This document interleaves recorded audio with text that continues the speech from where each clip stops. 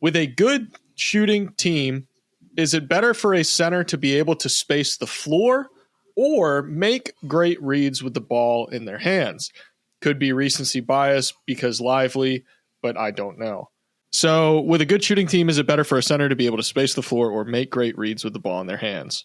So, I mean, I'll say this, this is a bad time to say this because of what Kristaps just did last night, but I feel like we overrate the whole idea of the stretch five because most of these guys who are stretch fives, they shoot 40% from three, but they take 1 attempt per game. And I'm that doesn't really do anything for you.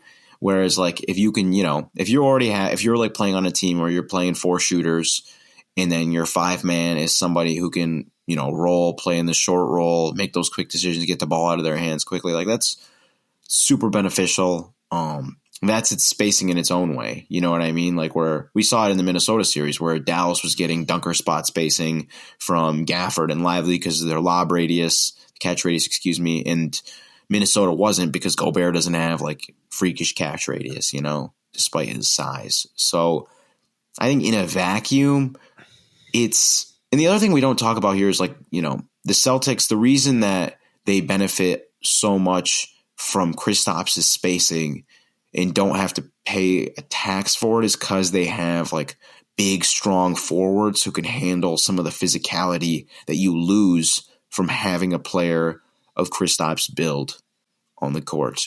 Yeah, I think in a vacuum I would go with that roller, quick decision maker, lob guy. Yeah, I also think this conversation, the way you kind of evaluate it is I almost take Kristaps Porzingis out of this category because to me, Porzingis is more in that star realm of big where you're pretty much able to do a little bit of everything, which is what makes them a star. That's a part of being a star player is you don't have as many weaknesses and you're more versatile, stuff like that. And so with the Dereck Lively, I think it's totally fine that Dereck Lively doesn't space the floor because he's not even top 3 options on the team. He's not a primary offensive focal point. So it's when you're surrounded by better scorers, connective passing, short roll passing,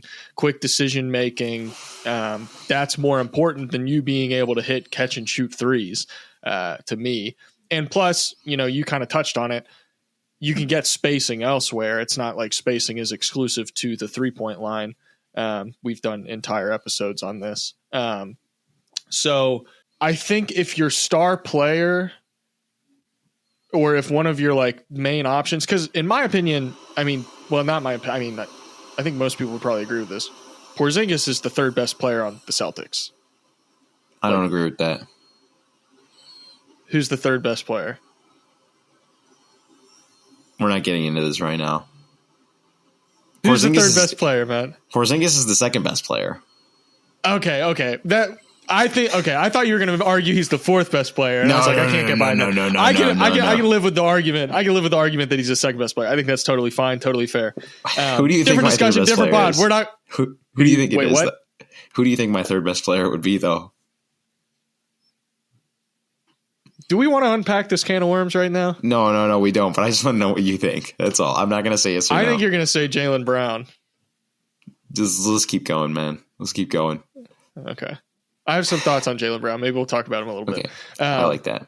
Good thoughts, not bad thoughts. Mm-hmm. Sneak peek. So my whole point is if your center is not offensive focal point in a traditional sense of they're getting a ton of shots, then I would prefer your connective passing, short roll passing, stuff like that. Now, if your center is let's say the Pacers, for example, where Miles Turner's an offensive focal point of that team, I think his floor spacing is more important than him being able to make reads in the short roll. Not saying he can't do those things, but I'm saying it kind of depends on how your team operates, where in the offensive hierarchy you are. That's kind of how I view that question. Very interesting question. We could talk for a long time about that exact topic because I do think it's a very interesting thing to unpack. Maybe we'll do that in the off season. Sort of like how we did the non-shooting wings thing.